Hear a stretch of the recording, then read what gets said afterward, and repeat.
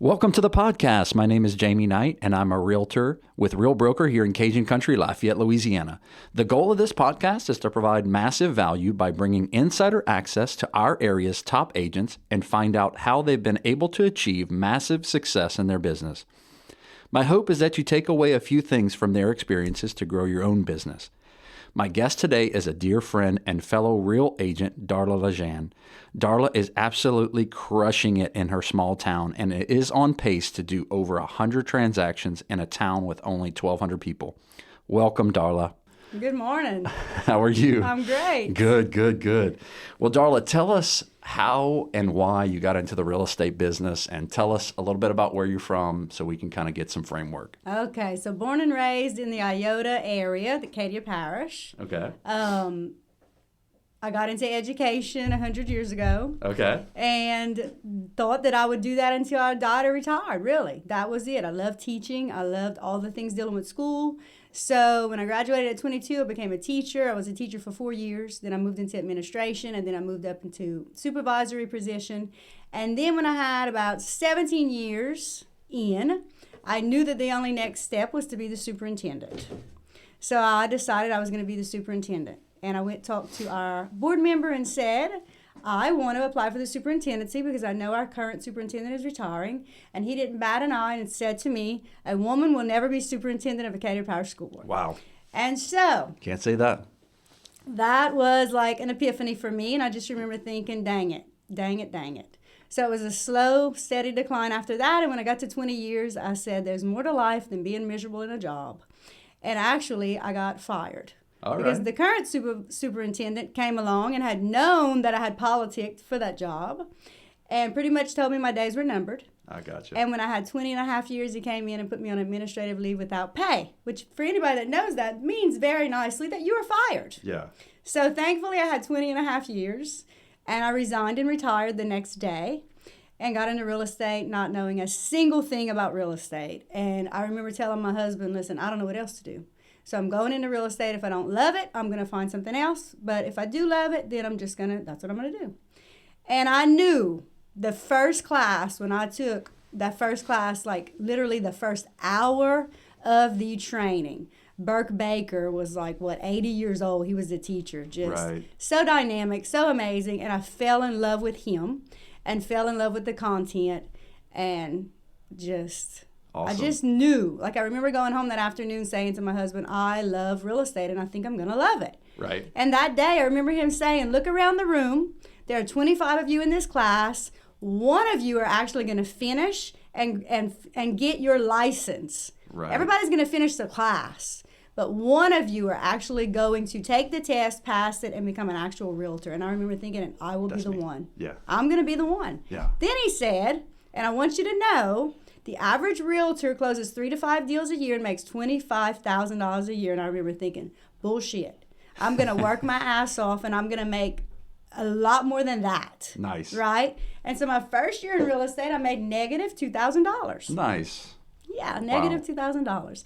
Because I knew in my community, everybody knew me as a teacher and an educator. And so my goal was for that everyone within a 20-mile radius of where I live to know that I was a realtor. Nice. So I spent massive amounts of money marketing, advertising, all the things, and that's why I made negative $2,000 because I spent so much money on advertising. So what were you doing, billboards or? Well, at that time, yeah. So listen, the very, very first billboard, for those of you that don't know, Acadia Parish School Board is located on the in Crowley, Louisiana, and when you leave the school board office and take a right, you take a right onto the interstate. I-10. Right. And so I wanted all those people in the school board office who thought, oh, Darla got fired and she's just going to crawl into a hole and die. Here you go. So I spent a massive amount of money on billboards down that interstate so that when they were leaving to go home in the afternoon, they saw billboards down the interstate. Nice. And that year I made negative $2,000, but what do you think they thought? Yeah, you got them. You thought I was you had some return on crushing investment. it. Yeah. So it was, for me, here you go. Gotcha. Let's see. Nice. And then, of course, the next year I killed it and made more the second year than I ever made as a supervisor. Nice. And my goal the third year was to make more than I ever would have made as a superintendent. Nice. And so the third year I actually doubled what I would have made as the superintendent. Nice. So there you go. There you go. And you have control of what you do, and you're your yes, own boss. And I don't have a boss, and I don't have somebody that can say you're fired. Yeah. Right? Absolutely. So it's been amazing. Yeah. And listen, for me, once I got past the fact that I made more than the superintendent, then it became really more about the people and not about the money. Yeah. Because at first it was about something to prove. Yeah. Right? I see that. Yep. And then it became, what can I do for the community? Right. And so then as I earned more and more money, I wanted to give more of it back to the community. Right. And so that's what I started doing. And so my heart is with schools. Right. So I do a whole lot for the schools in Iota. Iota High School is our only high school. And then we have feeder schools that feed to Iota High. So we have Iota Elementary, we have Iota Middle, we have Egan Elementary, Evangeline Elementary, and a private school, St. Francis. I gotcha. And all of those schools feed to Iota High. Okay. And so I give a lot back to the schools. We do events for them. We do events for the teachers because they are so crucial to the community. Right. Right? And to they know everybody. They know everybody, Yeah. but what you got to think about too is education is driving the market. Because if the schools suck, people are leaving. Yeah. So if the schools are amazing and you can get that morale up in those teachers, Right. it will triculate down to the kids, right? Right. Which will triculate down to the parents. And so you're going to have a better community and you're going to have higher price values. And it's all going to be like, to me, it just makes the world go round. Right. Because if you have a terrible school system, people are leaving. Right. But if we can brag about our schools, listen, Iota High is an A, and I brag about them all the time. Right. Egan Elementary is an A, and I brag about them all the time. Evangeline Elementary is an A, and I brag about them all the time. St. Francis is phenomenal. They're a private school. Right. And so we are blessed, and I want people to know that. Right. You know, Yeah. and so... Yeah, come to our small town. We've got a lot going on. Yes. And a lot of opportunities for your kids and stuff like that. Yes. Well, that's interesting to know for as a fellow realtor, sending people, hey, what's a good area? Hey, Right. have you considered, Iota? Yeah. So something interesting. But Right. tell me a little bit about the schools and what you do specifically for, like you had mentioned teachers, and I think when we spoke last time, you had done some specific stuff for those teachers as far as like those events. Like what specifically are you doing for those teachers? I'm going to talk about that, but I think also the biggest thing for me is bragging about them all the time because they don't get the recognition. I got And you. I think during COVID, parents really, really kind of took a step back, and when they had to start teaching their own kids, Right. I think it helped them appreciate those teachers more. Right. But then how easily do we forget? Right. Right, and it's so easy to go on social media and bash a teacher or Right. bash a principal. Guess what? Until you've walked a mile in their shoes or substituted for 2 straight days in a row, I don't want to hear it. Absolutely. Because it is hard. Yeah. It is hard. And listen, none of us are perfect, right? Right. So to me, bragging about them, saying how phenomenal they are. Right. But they also like to spoil them. Right. So, for example, for Valentine's Day this year, I have a very close friend of mine who graduated with me, and she owns what's called the Cake Bar Gotcha. in Crowley, Louisiana, and Okay. she is dynamic. Nice. And she makes all these sweets and all these salty Right. things, and so she did huge, massive grazing tables in the teacher's lounge Okay. for all the school employees, and so she took one school a day. So, for example, St. Francis Elementary, she went in the lounge like about 30 minutes before lunchtime started, and she just filled up all the tables in the lounge with every food you could possibly imagine. Nice. But what I did was I got a price quote from her first and said, listen, I want to do this for all the schools that feed to Iota High, including Iota High. What's the price? Then I took the price and I divided it by, I think, 5. And I called lenders, title attorneys, and then myself. I paid a portion. I said, listen, this is Right. what I want to do for those schools. They do a lot for us. Right. Are you willing to give? And I think it was 5 of us that each had to give $500. Nice. So it was $2,500 for all the schools, right? Nice. So they didn't bat an eye. Absolutely. And they gave $500, and I did too. And so we wrote little cards on each table and said sponsored by, and we listed those people so that they got the recognition. That's Nice. just an example. Yeah. And if you ask, listen, people will do it. Right. You just have to ask. Yeah. And listen, for most of us, $500 is nothing Right. for what that did for those teachers. And listen, Oh, for yeah. them to walk into that teacher's lounge and to see all these people that thought about them and cared for them and did it, Yeah. you wouldn't believe all the thanks I got from them. Yeah. But just thank you for thinking of us. Right. Right. You know? The first time in a while they felt valued. Right. They really felt valued from somebody that said, hey, I see what y'all are doing. Mm-hmm. I appreciate what y'all are doing. I'm willing to step up $2,500, blow you guys away. and do a nice spread for you. So that's awesome that y'all did that. Yeah. You know. And I think it's beneficial that they know that I was once in the trenches and I've left, but I will never forget what it was like. Right. It is hard. Yeah. Hard to be an educator. Yeah. You know, it's hard. Yeah. And it's a thankless job. It is. And yeah. that is something that we have to remember. You know, but to me, they're the backbone of our community. Right. They are, absolutely. Yeah, for sure. Nice. Well, that's awesome that you've been able to get into the schools and do that kind of thing. But And so coming up on Friday, May 3rd, we are having a huge end of the school year bash for them. oh, nice. And we have this huge building in Iota called the Banquet Hall. So on Friday, May 3rd, after school, they just need to come over and we have it catered. All the food, all the drinks, the DJ's free, karaoke's free, the photo booth is free. It's going to be a party like you have never seen if you want to come visit us. Nice. But it is all free Right. for all school employees, not just teachers. So we're talking bus drivers, cafeteria workers, Nice. janitors. Friday, May 3rd. Nice. And so listen, so what we did was we told all the community members, this is what we're having. What would you like to contribute? And so we have local businesses donating the food, the alcohol, the DJ, Right. all free. And look, Nice. the community members, you ask them, they just say yes. Yeah.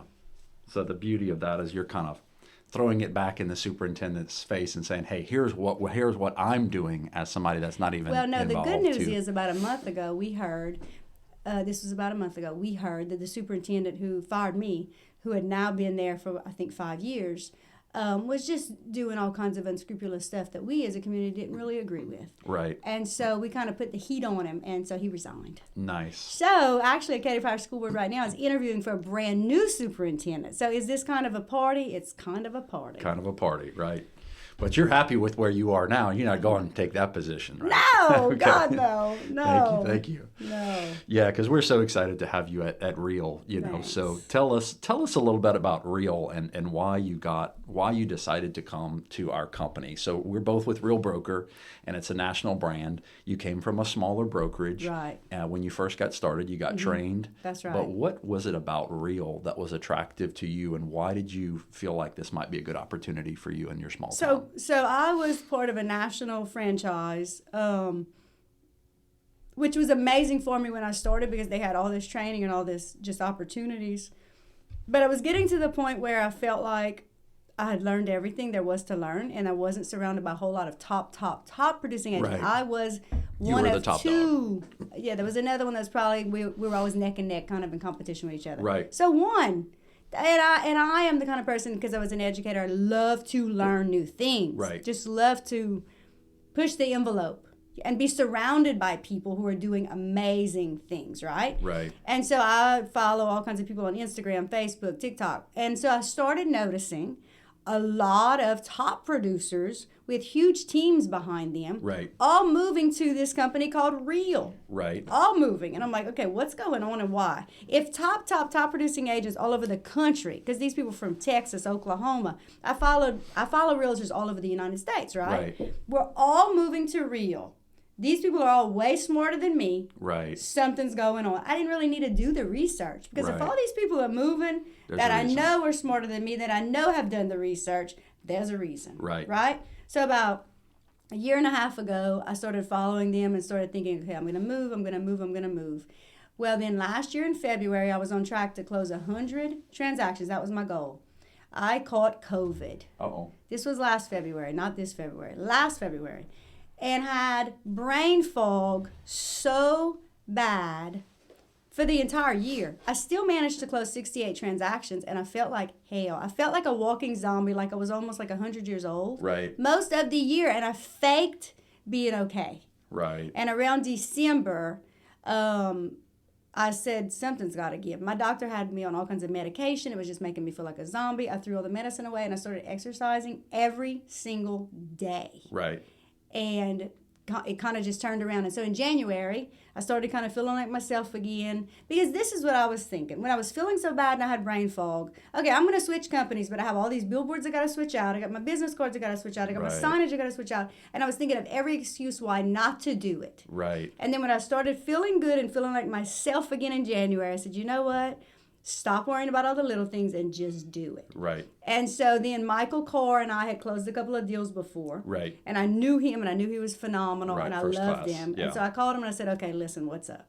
Yeah. What's up with real? Why? Yeah. And so he just told me, and I was like, okay, I'm doing it. And everything else is going to follow, right? I can make excuses all day long, or I can just get in there and do it. Right. And so I haven't looked back. And I'm so, so thankful to be part of Real, because I remember the very first meeting here at District South. Right. I learned more in that 30-minute meeting Right. than I have probably had in the last 3 years of my previous company. And I remember thinking, being surrounded by top producing agents is just a different conversation. Yeah, absolutely. And it was amazing. Yeah. And I felt excited again, because I got to the point with my other company where I wasn't really excited. I was excited with real estate, right? But not with my company. Right. And I always want to be part of a company that's exciting. Right. I can listen, and I do almost every single morning when I'm getting dressed. I listen to Sharon's podcast. You were telling me that. I can listen to that man all day, every day. He's a genius. Right. I love his accent. He's a great leader. He's a great leader. He's a great person. So I could just listen to him all day long. Nice. And so that's kind of the icing on the cake. Right. You get all the trainings, the benefits, the national appeal that you have from Real. Yeah, that's awesome. And Michael Carr came from EXP. Right. So he decided that Real was, obviously a great opportunity. And listen, the simple philosophy, be kind, work hard. Yeah. Everything else will follow. Yeah. If you just remember that, everything else will follow. Yeah, absolutely. Yeah, for sure. So that's great to hear your Real story. I didn't even know the whole story about how and why you came to Real. So that question was kind of for me to hear the answer of. But, obviously it's a great company, and we're all very excited about where it's going and the opportunity that we have. We started when the stock was pretty low. Things are starting to improve now. And you know what, Michael, Jamie, even if there wasn't any stock and there wasn't all the other things, being surrounded by top producing agents is just a different world. Yeah. It is. Yeah. Because none of the other stuff to me would even matter, just to be part. Because listen, way back when I was new, and I was interviewing brokerages. Right. Sean Hedich probably doesn't remember this, but he's one of the people I called, and I said, hey, listen, I'm interviewing brokerages, and I'd like to interview you. And he said no. Oh, wow. Because, listen, you don't sell enough. Oh, wow. In so many words, he pretty much said, listen, you're pitiful. When you sell some stuff, come back and and talk to me. And, but, everything happens for a reason, because I was where I needed to be when I needed to be there. Yeah, exactly. You got what you needed from that first company. Everything happens for a reason, absolutely. And I don't regret any of it, because it all happened the way God wanted it to happen. Yeah, for sure. Yeah, that's awesome. Yeah. So it's interesting your take on Real, and obviously that's awesome. But I remember the first time we sat down and talked, and I kind of shared with you a few things that I did with doing a weekly email to thousands of people, and setting up my clients, all of my personal sphere, to receive MLS listings of sold properties in their neighborhood. I remember you told me, you said, Jamie, I learned more from you in 5 minutes than I learned in a year of Tom Ferry's coaching. It's true, and expensive. Yours was free. And that's just as a team member, we all at the company want each other to grow and share in what we have, share in our success and the things that work for us. Right. So I think that was really a really good. I'll always remember that. So thank you for that compliment.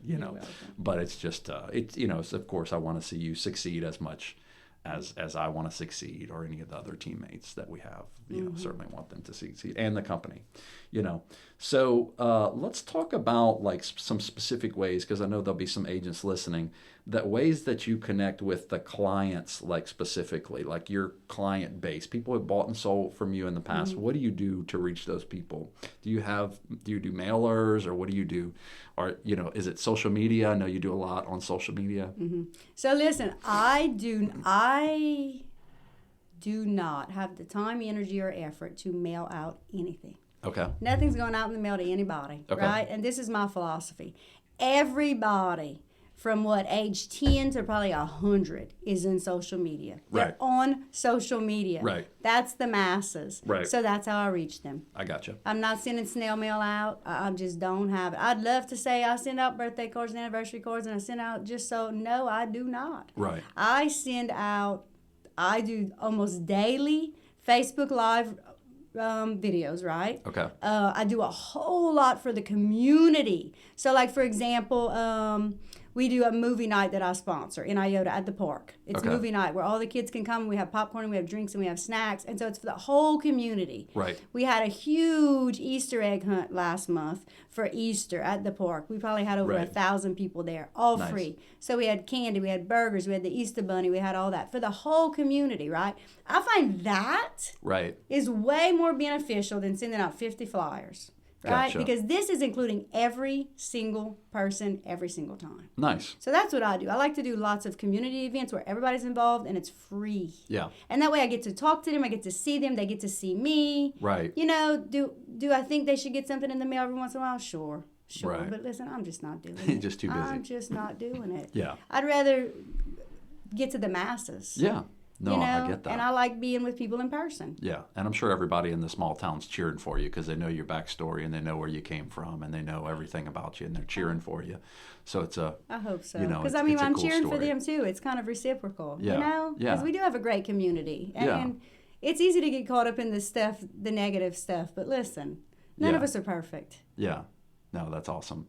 Yeah, I'm just kind of, happy that you chose to kind of be a part of the team. I love, hearing your story. And when we chatted originally on the phone, I was like, I've got to get this down on a recording. So that's why, I'd asked you to do the podcast and stuff like that. So I think it's awesome that what you're doing for your small town and you are everything to your community and you are a perfect example of how to sell real estate in a small community and how to really promote yourself as an agent in that community.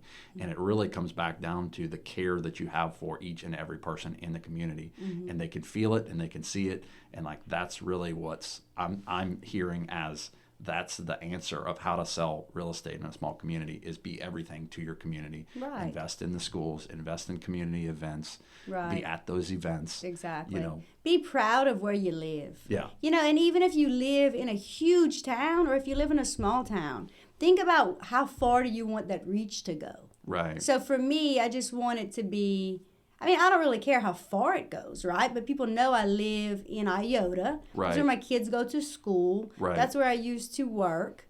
So to me, it's just important for them to know that I love them and I cherish them and I'm going to always give back to Right. them. To me, it doesn't matter how much money I make. None of that matters. Right. It's how much can I give back to them and show them how much that we care about them. Yeah. Because it's all going to come back. Yeah. It's all going to come back to you. Yeah, absolutely. Yeah, that's awesome. I love it. I love the story. I love everything else. Is there anything else that you want to share with agents that are listening to the podcast that are looking to try to grow their business? Is there anything else that we missed that you might want to share with them? Yeah. I think I listened to a lot of podcasts, and at the very beginning, what I did was when I had no business, literally I had no business, right, at the beginning. I went to lots and lots and lots of trainings. So every single thing our local board was putting on, everything the state board was putting on, I was in a class learning almost every single day because Right. there was nothing else for me to do. Right. just Nobody was immerse going to buy yourself. or sell something from a teacher Yeah. because even though I was a supervisor, everybody just thought I was still really a teacher, right? Right. Who's going to buy or sell something from a teacher?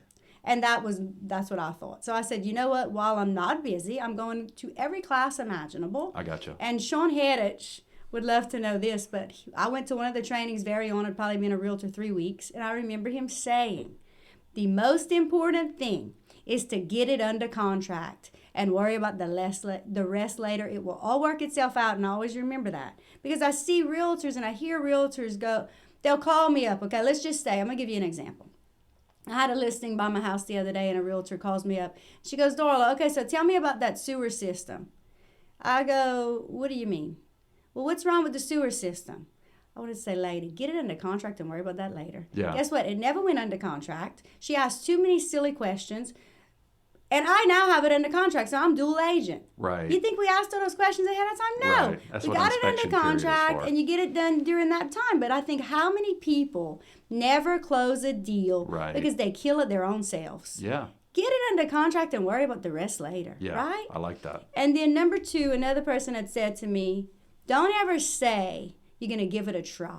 Right. I'm going to give it no. You go all in. Right. You go all in. You give it everything you have. And if it doesn't work out good, but at least you know you gave it every single thing you had. Yeah. How many people are having 2 and 3, 4 jobs? Right. And real estate's one of them. And if real estate works out, I'm going to quit my other ones. Well, guess what? Real estate's not going to work out because you can't do it while you're on the other job. Yep. You got to burn the boats. You burn have the boats. to. You can't have any boats any That's pass back to right. the back home. You know, and so like I said, for my first year, every credit card was maxed out. My kids didn't have a Christmas. I made negative $2,000 that year. My husband goes, listen, you can't be a realtor if you don't make any money. Is this gonna work? Listen, trust me. Yeah, just trust me. Hang in there, baby. Trust me. But if I would have quit that first year, Right.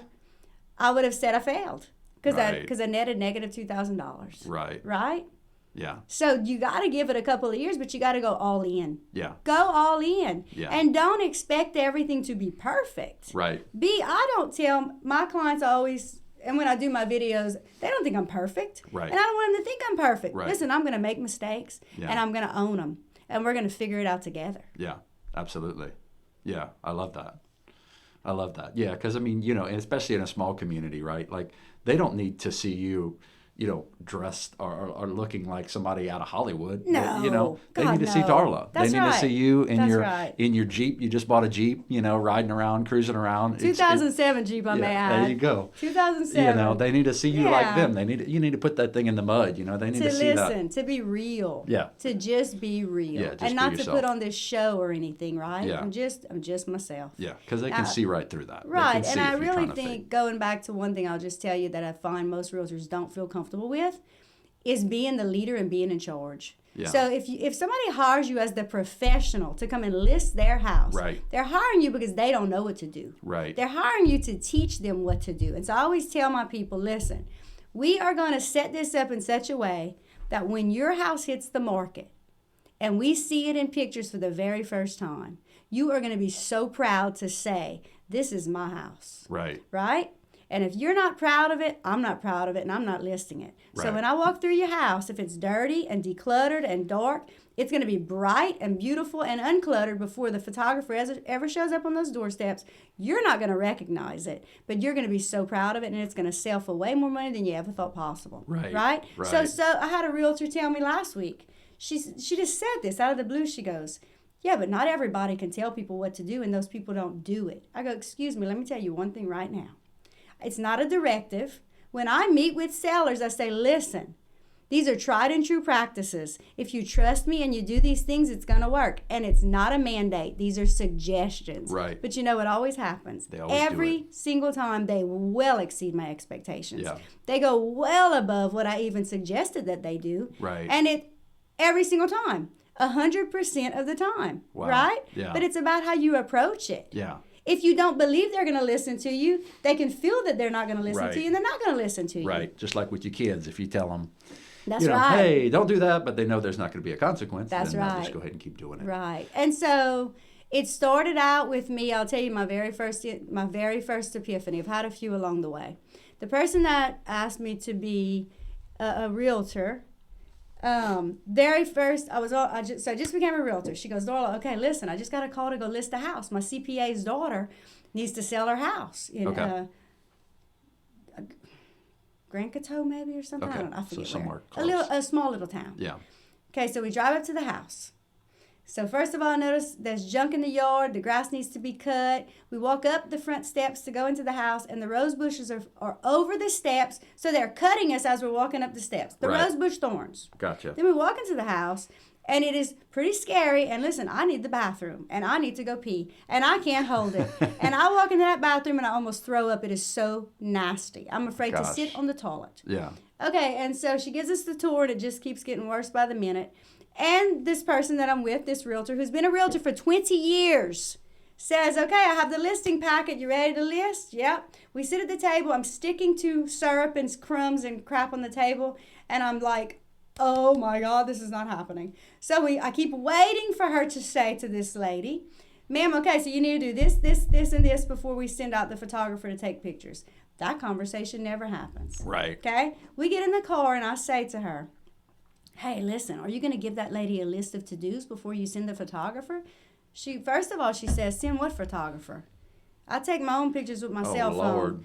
With my cell phone. This lady had been a realtor for 20 years. Wow. I take my own pictures with my cell phone, and no, it's her house. She's going to get it ready the way she wants to get it. I go, you don't have like some kind of list to give her? She goes, now this is not any training. I'm just common sense here. Right. This is a new agent. This is a brand new agent. She looks at me like I'm crazy. And she goes, well, I'm not going to tell that lady what to do with her own house. I just went silent and was thinking, okay, so you're not going to be my mentor. I need a mentor with some sense. Right. So I remember thinking, no. Yeah. So then I didn't have business with listings. Nobody was calling me to list their houses, right? I was brand new.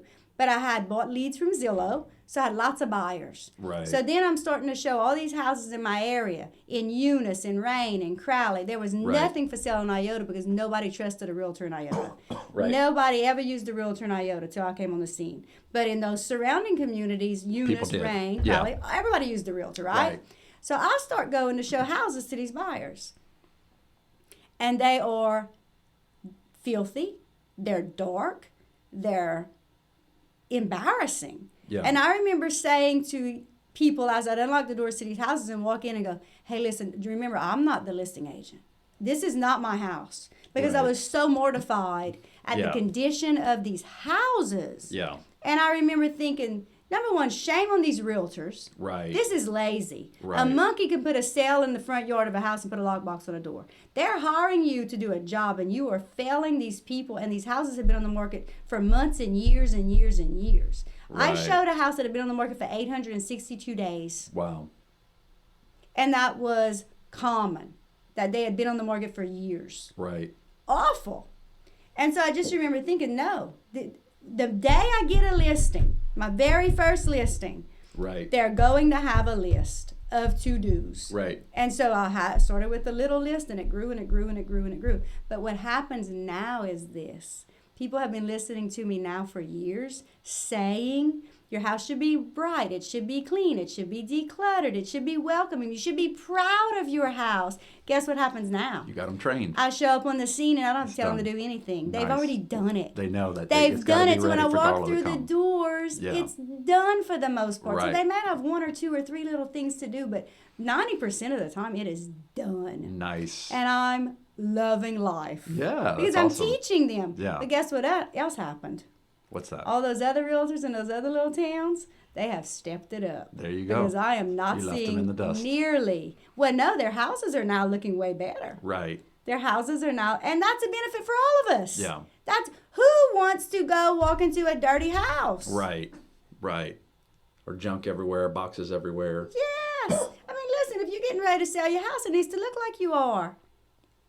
Absolutely. And You, so to me- wouldn't sell your car, Right. you know, after you just got back from a road trip. You'd vacuum Right. it, you'd clean it, you'd wipe the some That's shine on the right. tires.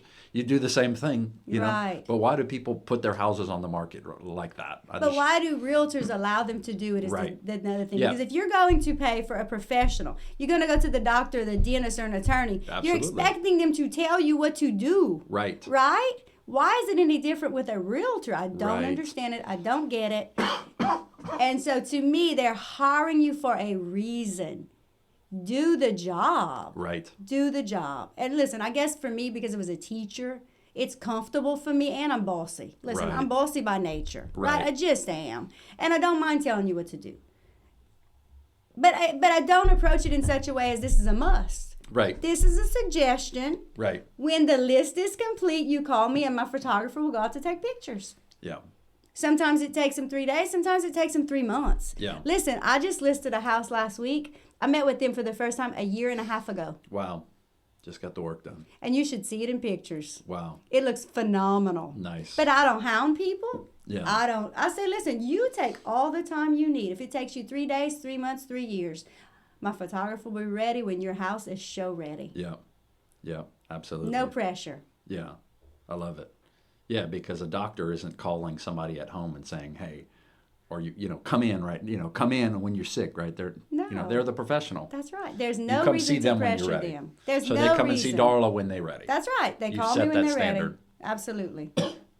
Set the standard. And listen, and also because of how much time and effort and energy I've put into it, people say, Darla, how do you get the commissions that you get?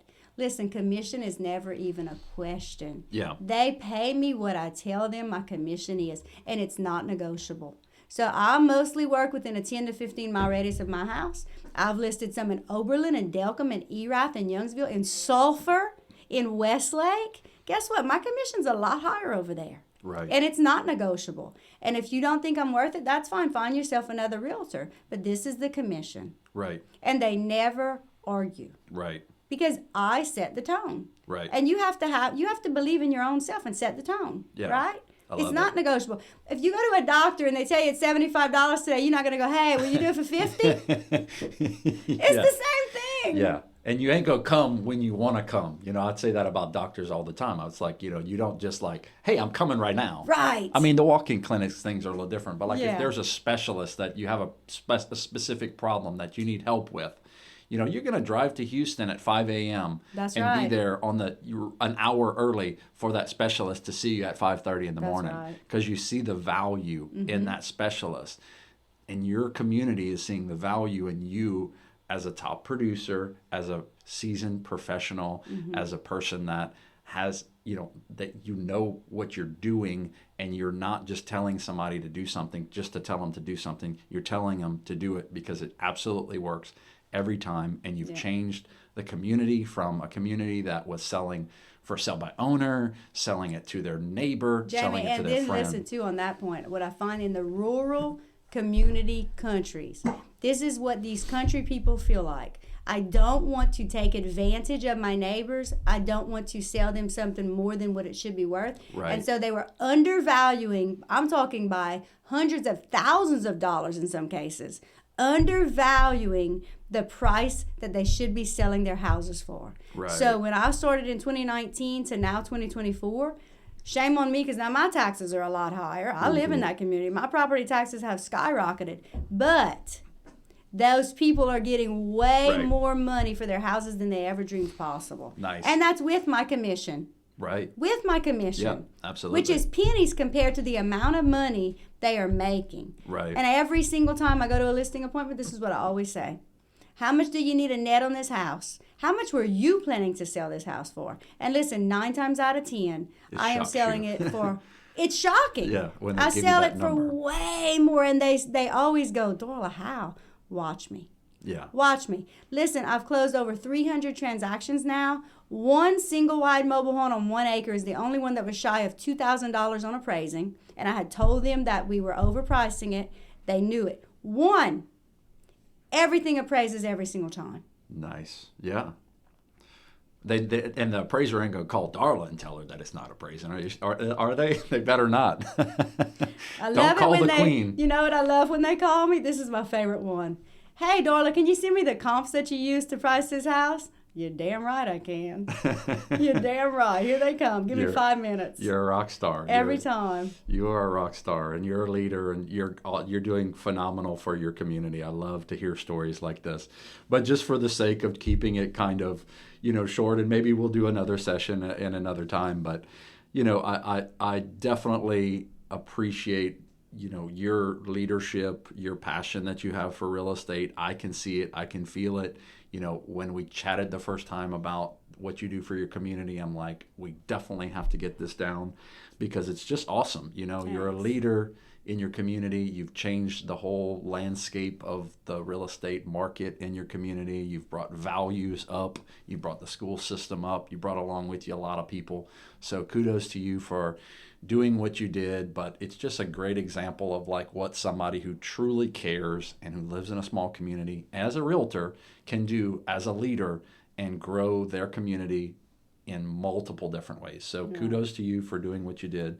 And Jamie, one other thing I want to say is this too. So as a realtor, because we're all self-contracted, we're all self-employed, even though I love following other realtors, what I would like to say to any new realtors thinking about getting into real estate is find your way and be you. Right. Don't try to mimic what other people are doing because you will always fail. Right. Do what works for you. Right. So, I was told over and over again when I first got into real estate, you got to door knock, you got to cold call. Listen, I tried cold calling one time and felt like just like an idiot. And door knocking, listen, let me tell you what. Number one, that's not even safe. Right. And number two, I can get to tens of thousands of people on Facebook as opposed to 10 doors of a knocking door. Right. That's silly. When's the last time you ever had a realtor knock on your door and go, hey, do you want to sell your house? Right. Now, come on. That Yeah. I mean, to me, it just makes not a lick of sense, and I don't care. Maybe they did that back in the 80s before the internet. Right. But as a realtor, if you are told in a training you must do this, this, this, and this, or you're going to fail, bullshit. Right. Because you got to find what works for you. Right. And so many people said, oh, you got to go door knock. Oh, you got to cold call. Oh, you got to do this. Well, I said, well, then listen, then I'm not going to be a realtor because I'm not doing it. Right. I'm not doing it. But I had to find my way. Right. So you have to find your way. If you're that person that you're going to mail out flyers once a week, Yeah. and you're good with that, then mail out your flyers. Right. If you're going to call people, call people. Yeah, absolutely. But if you don't love it, Right. don't do it. Right. So I'm not doing anything I don't love to do. Nothing. Yeah. And you could tell because I'm like that too. I mean, I'm a cold call guy. I love cold calling. I love talking to people. I love coming up with a deal out of nowhere. I love having conversations with people, seeing an opportunity in the market and calling them and saying, hey, did you realize that your neighbor's house just sold for $300,000? And they're like, I didn't, and maybe I should consider selling. So, Right. I like cold calling. That's just been my thing. And so I do a lot on social media. I definitely don't do enough, as far as what you do on social media. But I definitely see social media as a value. But for you, you're using it proactively and you're speaking live on your videos to your people every day in the car when you're on your way to the appointments. So I can see why social media is working for you, and it's working for you in your small town. And I am just kind of finding out that that's how you do things. So I want to kind of spell your name so people can follow you. And it's Darla and then Lejeune. So if you go on Facebook, find Darla and It'll go be watch Darla her. Lejeune Realtor. Darla Lejeune Darla Realtor. Lejeune Realtor on Facebook. Perfect. That way they can find you on Facebook. And then I'm also follow. on Instagram and TikTok. But listen, I'm going to tell you the secret. I am great at Facebook, but I am not good at Instagram, and I am not good at TikTok, and I don't have the time, energy, or want to learn those things. Right. So I hired an assistant who takes all my Facebook Lives and puts them on Instagram and TikTok, and maybe one day he'll put them on YouTube. But that's his job, and he does it. I do not because I don't want to. Right. So just remember that as a realtor. Find what you're good at. If you're great at Instagram, be great on Instagram. Right. If you're great on TikTok, be great on TikTok. But don't feel like you have to be great at everything. Right. There's Find not your enough groove. time in the world. Yeah. And for me, I knew I needed to do live videos because I knew I wanted to educate the public, right? I knew I wanted to educate them. But for me, setting up something in my house was just, to me, weird and awkward. Gotcha. And I don't know why. One day I was just driving and I thought to myself, oh my God, I'm on the road all the time. Why not just record? Why can't I just record when I'm in the car? Right. So the minute I get in the car, that's the very first thing I do. And some people are like, it's dangerous. I'm like, listen, it's no more dangerous than talking to somebody or playing with my radio or doing all the things I do. It's mounted on the dash. All I have to do when I'm done with it is press finish. That's it. It's just like touching the radio. For me, it works. For other people, it may not work, right? But for me, it works. And so that's my thing. Yeah. That's my thing. And so... and I love doing it. Right. I just love doing it. And I love watching them too. So Thanks. I'll watch your live vid. I'm not even in Iota, and I'm a realtor here in Lafayette. Right. So, And I they're love not watching it. perfect, and I'm not aiming for perfection because I I'm love that. driving. I can't be looking at notes. Yeah, I I'm love not that. going to. Yeah. And I probably say a whole lot. Yeah, that's okay. But that's life. Yeah, It's absolutely. just life. And so it's done. It's not perfect, but it's done. Yeah, I dropped my phone in my lap one time. I had to get a new mount because it was just not so good. Right. I dropped it in my lap and I started cursing and I was so mad. And they're like, oh my God, And I was then that just live. went I live. just cursed because I dropped it in I my want to lap. see that one. That That's the was one I about want a to year see. ago. Yeah. It's still there somewhere. There you go. And I still posted it. Yeah. Because that's life. That's real. Yeah. That's real. Yeah. So, Yeah. but I think people can relate. Yeah, absolutely. Yeah. But I want to say, too, I am looking for people that want to learn and want to grow with me. Right. But what you got to remember is this. I won't expect you to be like me. You have to be you. Right. You have to be you. And if you don't feel comfortable being live on Facebook, nobody says you have to do it. Right. Right? Right. You just have to find your way to appeal to the masses. Right. Right. Yeah. And that kind of brings me to another thought too is, Darla is in a company that's very collaborative in Real Broker. If you as an agent are looking for somebody to mentor you, to have as a leader, to show you how they've succeeded in a small town. If you're in a small town and you're saying, man, I'm hitting a wall, or I'm feeling like I'm worn out, or I don't really know what I'm doing, how I'm doing it, what should I be doing? Darla, through Real Broker, has an opportunity to have agents underneath her that can be mentored by her to be able to grow their business in a small town. So if that's you, find her on Facebook, shoot her a message, Google her, find her a message, reach out to Darla. She would love to have the opportunity to chat with you about what real looks like for you, possibly in your small town. Right. So that may be a way that she can connect with you, and certainly reach out to her on social media. And Jamie, listen, it also, I know you'll say it's a small town, but what people have to remember is this: no matter where you live, you have a community within your community. So I don't care if you live in New York City. Right. You have a radius of people right around you who know, like, and trust you, hopefully, right? And you have a community within a community. Right. And that's what you need to tap into. That's what I would tap into. Yeah, exactly. Because even though I love working with Acadia Parish, which is the small town of Iota, Egan, Evangel, and all the surrounding towns, I go list anywhere. I will list anywhere. Right? And so I've listed as far as 2 hours away. Right. Because what ends up happening is you list it, but you never have to return there because a local realtor has the buyer. Right. Yeah. Yeah, absolutely. I have always said, and I say it in my videos, I will list as far as I'm willing to drive. There you go. Or fly. No, not it's got to be in Louisiana. It has to be in Louisiana, and it has to be within driving distance. And the farthest stuff going is 2 hours. But I love it because it lets you see other communities, and just it's a great opportunity. And like I said, getting it. You go one time to get the listing agreement. Yeah. That's it. Yeah, exactly. As long as you can get a photographer in there. That's right. That's right. You have a sign company, put your sign up, and you're done. So don't overthink it. Yeah.